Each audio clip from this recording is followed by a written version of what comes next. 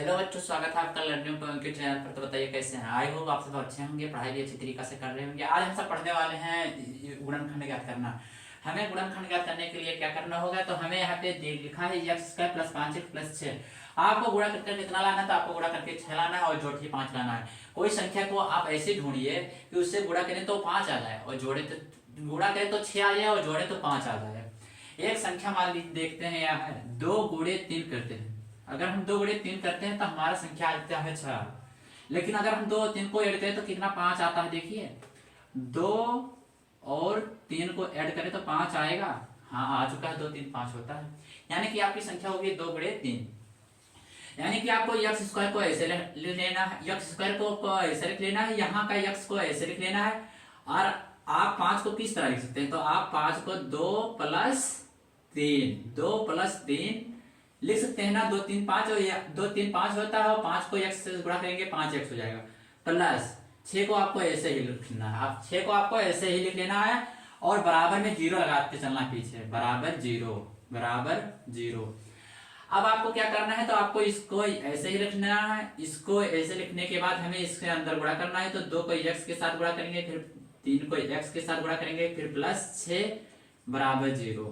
आपको देखना है यहाँ पे कॉमन क्या है, दोनों में मिलता क्या है। तो यहाँ पे भी x है, यहाँ पे भी x है, तो आपको x कॉमन लेना है। आपको x कॉमन लेना है, तो यहाँ पे आप x कॉमन कर लेंगे तो यहाँ पे 2x स्क्वायर है, यानी कि आपका x स्क्वायर है, तो एक x कॉमन ले लेंगे तो आपका x बच जाएगा। प्लस यहाँ पे एक x है, यानी कि आप x निकाल चुके हैं ऑलरेडी, तो आपको यहाँ पे लिखना होगा 2।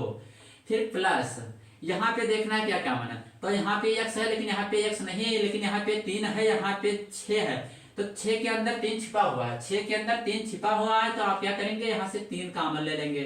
आप 3 कॉमन ले लेंगे तो x यहाँ पे बच जाएगा और प्लस यहाँ पे 2 बच जाएगा। देख लीजिए x का x से गुणा करते हैं x स्क्वायर हो जाता है, x को 2x से गुणा करेंगे, x को 2 से गुणा करेंगे 2x हो जाएगा।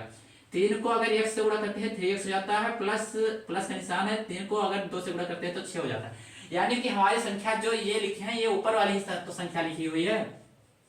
उसके बाद हमें क्या करना होता है, तो हमें गुणनखंड बनाने के लिए अगर ये दो ब्रैकेट सेम हैं, ये दोनों ब्रैकेट में अगर कोई संख्या सेम है तो आपका गुणनखंड सही है। अगर आपके अगर गुणनखंड बना रहे हैं और यहाँ पे 3 आ गया, यहाँ पे 4 आ गया, तो आपका गुणनखंड सही नहीं है, यानी कि आप कहीं ना कहीं गलती कर रहे हैं। ठीक है।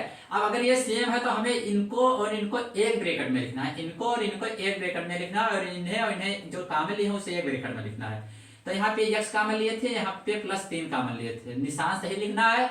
फिर उसके बाद में x प्लस 2 यहाँ पे भी है, x प्लस 2 यहाँ पे भी है, तो हमें गुणा में इन्हें लिख देना है x प्लस 2।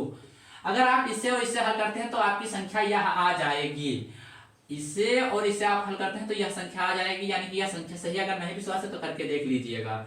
बराबर 0। हमें अब क्या करना है, तो हमें एक बार इनके बराबर 0 रखना है, एक बार इनके बराबर, एक बार इनके बराबर 0 रखना है। यानी कि x प्लस 3 बराबर 0।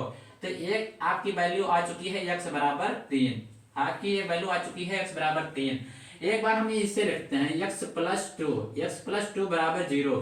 तो x बराबर आपका आ चुका है -2, सॉरी यहाँ पे -3 होगा, यहाँ पे x बराबर -3, x बराबर -2।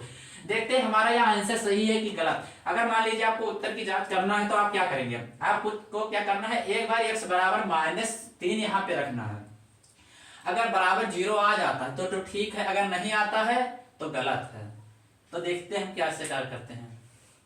आप देख लीजिए, यहाँ पे 3 का स्क्वायर करेंगे तो 3 त्रिका 9 हो जाएगा, यहाँ पे 3 का स्क्वायर करेंगे 3 त्रिका 9 हो जाएगा। प्लस अब 5 को 3 से गुणा करेंगे तो यहाँ पे माइनस का निशान लग जाएगा, यहाँ पे आपका माइनस का निशान लग जाएगा।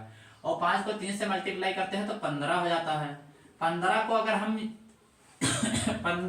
हम 9 में घटाते हैं तो 6 आता है, यानी कि ऑलरेडी यहाँ पे 6 है। अगर 6 आता है वो भी माइनस का 6 आता है, माइनस का 6 आता है। आप इसे हल कर लीजिएगा। अगर क्या नाम है देख लीजिए, x square plus 5x plus 6 बराबर 0 है। आपको अगर बराबर के उस तरफ क्या नाम है, आपको अगर पक्षांतर करना है, इसे इस तरफ लाना है, तो यह प्लस में तो यह माइनस में हो जाएगा। यानी कि आप 0 के स्थान पर क्या लिख सकते हैं, तो आप 0 के स्थान पे आप प्लस माइनस का 6 लिख सकते हैं। यानी कि हम यहाँ पे लिख सकते हैं x स्क्वायर प्लस 5x बराबर -6।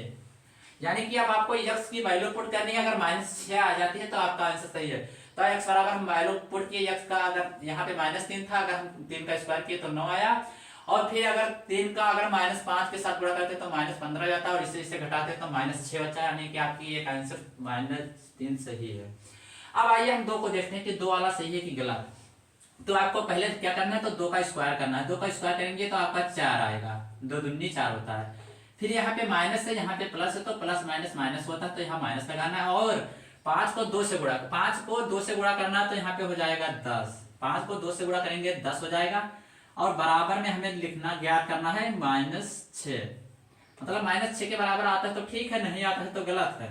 तो अगर हम 4 को अगर 10 में घटाते हैं तो हमारा आंसर आता है -6, और -6 बराबर -6, यानी कि दोनों पक्ष बराबर आ चुका है, यानी कि आपका आंसर ए भी x बराबर -3 x बराबर -2 होगा।